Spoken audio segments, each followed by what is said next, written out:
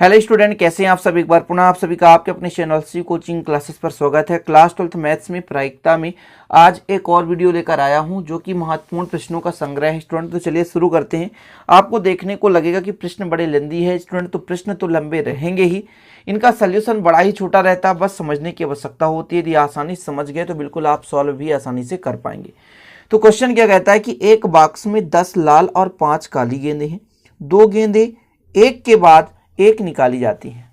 एक के बाद एक निकालेंगे मतलब 10 और 5 टोटल कितने गेंद हो गई? टोटल 15 गेंद है। इसमें से आपको 2 गेंद निकालना है, लेकिन एक के बाद एक निकालना है। ओके। और पहली गेंद दूसरे के निकालने से पूर्व वापस बॉक्स में नहीं रखी जाती। मतलब स्टूडेंट, जो हम पहली गेंद निकाल लेंगे फिर बॉक्स में नहीं रखेंगे। जैसे 15 में से यदि हम एक गेंद निकाल लेंगे तो फिर दूसरा जो हम चुनेंगे वो 14 गेंदों में से चुनेंगे। इतना क्लियर है? यह मान लिया जाए कि बॉक्स में प्रत्येक गेंद का निकलना समसंभाव्य है, तो दोनों गेंद लाल होने की प्रायिकता निकालनी है। मतलब हम दोनों गेंद निकालेंगे, लेकिन होना क्या चाहिए? लाल। अब लाल गेंद टोटल 10 है, तो 15 में से एक बार 10 निकालेंगे, फिर एक गेंद निकल गई तो बची आपके पास कितने? 14 है। और लेकिन लाल ही तो निकला है, तो उसमें बचा 9, तो 9/14 यानी 10/15 एक बार हो गया। दूसरा गेंद की प्रायिकता 9/14, दोनों को मल्टीप्लाई कर दी। आंसर तो बहुत सटीक और सिंपल है, लेकिन इसको लिखने की तरीका जो होती है स्टूडेंट, वही आपको नंबर दिलाता है। तो हल यदि बात किया जाए हल, तो बॉक्स में कुल गेंद कितने हैं? तो बॉक्स में कुल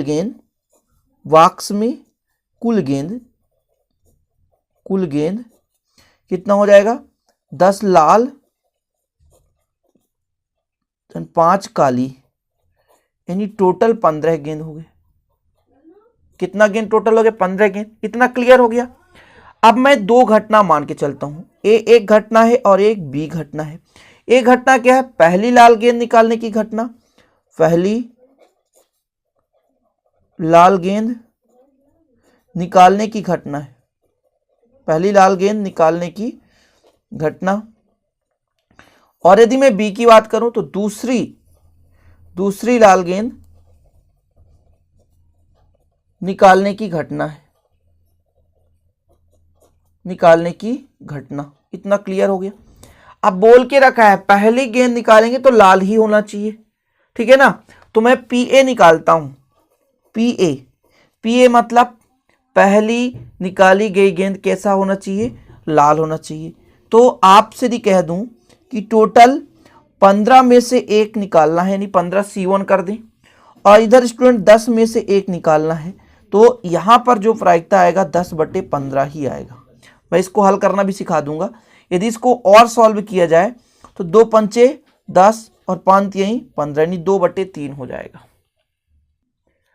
यहां पर एक छोटा सा फार्मूला लिख देता हूं, NCR बराबर n फैक्टोरियल बटे r फैक्टोरियल और n माइनस r फैक्टोरियल। ये फार्मूला होता है।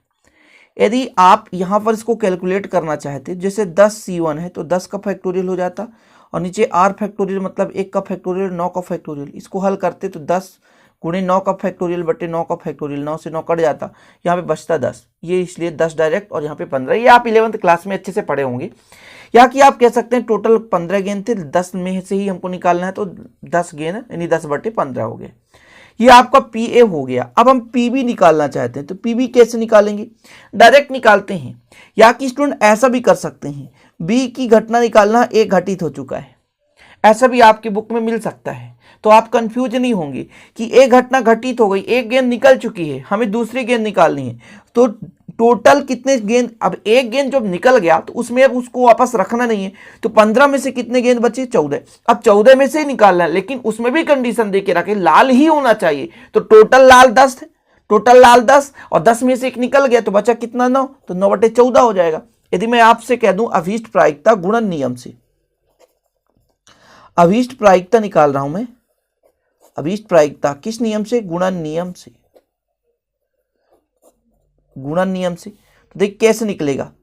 दोनों की प्रायिकता यानी ए टर्मिनिस्ट भी निकाल दो, यानी पी ए, और चाहे आप इसको करो चाहे इसको कर दो, पी वी ऑफ ए, है ना। एक घटना घटित हो गया, यानी टोटल प्रायिकता 2/3 और गुणे 9/14।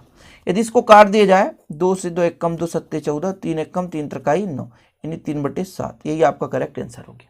सिंपल है, क्वेश्चन भले लेंदी हो लेकिन आपको समझना जरूरी। यदि आप एक बार अच्छे से समझ गए ना तो सिंपल तरीके से सॉल्व कर लेंगे। आपके बुक्स में यदि सोल्यूशन होगा तो बड़ा लेंदी होगा, बराबर नंबर मिलेगा स्टूडेंट, कोई दिक्कत नहीं है आप इतना करोगे तो। ओके, दूसरा क्वेश्चन है स्टूडेंट, अच्छी तरह फेंटी गई ताश के 52 पत्तों की गड्डी में से एक के बाद एक 3 पत्ते बिना वापस डाले निकाले गए हैं। मतलब जो हमने एक निकाल लिया उसको वापस रखना नहीं है। मतलब सिंपल है, देखिएगा 52 में से हम एक निकालेंगे तो बचेगा 51, फिर 51 में से एक निकालेंगे तो बचेगा 50, फिर 50 में से एक निकालेंगे तो बचेगा 49, ऐसा करके समझ रहे ना। यानी 52 में एक निकाल दिए तो 51 बचा, एक घटना तो हो गया है ना, 13/52 जैसा भी है।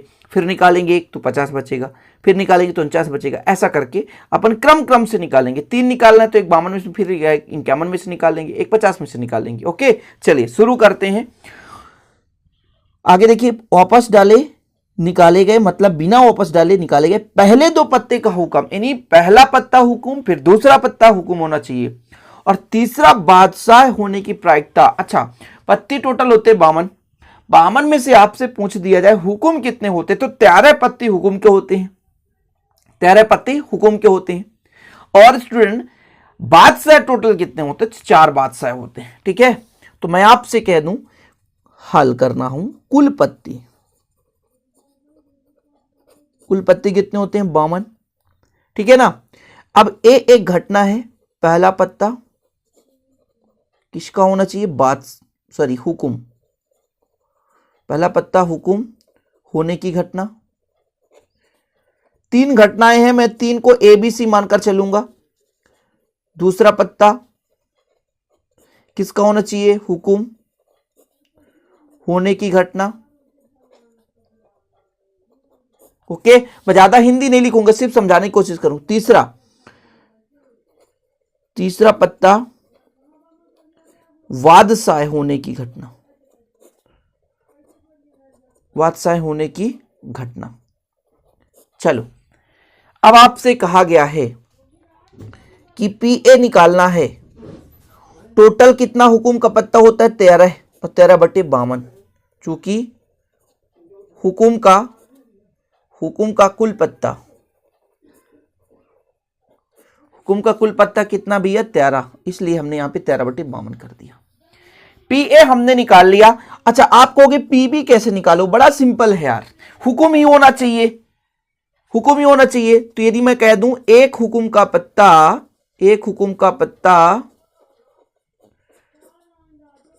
पत्ता निकालने पर कितने बचते हैं, 13 - 1 = 12 पत्ते शेष बचते हैं कि नहीं।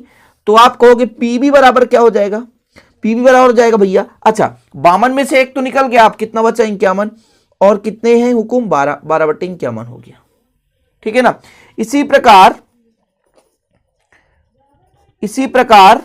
PC बराबर आप बताओ, आप कहोगे टोटल कितने हुक्म होते हैं, बादशाह कितने होते, 4, लेकिन अब 51 में से एक निकल गया, कितना बचा आपके पास, 50। तो अभीष्ट प्रायिकता कैसे निकालोगे, वही गुणन नियम से, PA × PB × PC। मतलब स्टूडेंट कितना हो जाएगा, पहला था 13/52, फिर 12/51, फिर 4/50। कट रहा है क्या, चलो 13 चौको 52 और 4 से 4 कट गया।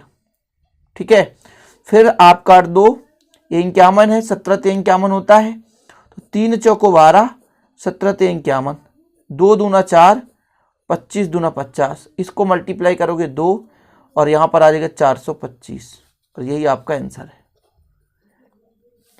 ठीक है ना, सिंपल है सर। उम्मीद है स्टूडेंट ऐसे क्वेश्चन तो आप कर पाओगे। ठीक है, थोड़ा सा लेंदी दिख रहा है लेकिन होता नहीं है, इसलिए आप लोग थोड़ा सा अच्छे से समझने की कोशिश करें, कोई भी क्वेश्चन आसानी से कर पाएंगे। तीसरा क्वेश्चन देखिए, यदि A और B 2 स्वतंत्र घटनाएं हैं तो देखे रखा है PA बार बराबर 0.75, जहां A जो आपका मार्क जैसे लगा हुआ है, इसका मतलब ये घटना ना घटित होने की प्रायिकता। तो जो देके रखा है उसको हल करते चलते हैं। जैसे आपके पास PA मार्क देके रखा है ना, कितना, 0.75। यदि मैं PA निकालना चाहूं तो आपको कुछ नहीं करना, एक में से इसी को घटा देना है तो आपके पास PA आ जाए। कुल प्रायिकता एक होती है, इसलिए घटित होने और घटित ना होने की टोटल प्रायिकता एक होती है, तो आ जाएगा 0.25 आ जाएगा, ठीक है ना। इसके बाद और कुछ देके रखा है क्या, PA संग भी देके रखा है, तो PB हमको निकालना है। तो आगे इसको थोड़ा सा यहां पे लिख लो कि PA संग B बराबर कितना देके रखा है 0.75। अब चूंकि यहां पर चूंकि A और B स्वतंत्र घटनाएं हैं, तब आप लोगों ने पढ़ा होगा यदि स्वतंत्र घटना है तो PA सर्वनिष्ठ V का होता है कि PA और PB डायरेक्ट मल्टीप्लाई कर दो, तो PA सर्वनिष्ठ V, PA का मान कितना भैया 0.25 है इंटू PB है, और निकालना क्या PB का मान। अच्छा, आप लोगों ने पढ़ा है कि चूंकि PA संग V बराबर कितना होता है PA plus PV plus, sorry यहां पे माइनस होता है ना, PA intersection B। Value put करो, A संग B का मान है 0.75, PA का मान है 0.25, PB का मान हमें पता नहीं है, लेकिन यहां पर इसका मान देके रखा है 0.25 PB। करें आगे हल, कितना होगा भैया 0.75 में 0.25 इधर आके घट जाएगा। अच्छा, 1 में 0.25 घटाएंगे तो 0.75 PB आ जाएगा। इसको कैलकुलेट करो तो 0.50 आ जाएगा, इधर 0.75 है ही है। अब यदि PB बराबर निकालना चाहें तो मल्टीप्लाई इधर आगे डिवाइड में हो जाएगा 0.75, काट दो 25 से, 25 दूना 50 और 25 तीन 75, आपका करेक्ट आंसर आ गया। यही प्रायिकता है। तीसरा क्वेश्चन तो बहुत ही सिंपल था। आशा और उम्मीद करता हूं कि ऐसे क्वेश्चन आपको समझ में आ रहे होंगे। 2-3 क्वेश्चन करा रहा हूं लेकिन आप लोग अच्छे समझते चलें। जो भी क्वेश्चन है आपको पूरा विधिवत करा रहा हूं स्टूडेंट। आशा यही है कि आप लोग अच्छे से पढ़ रहे होंगे। चलिए मिलते हैं अगली वीडियो में। जय हिंद, वंदे मातरम।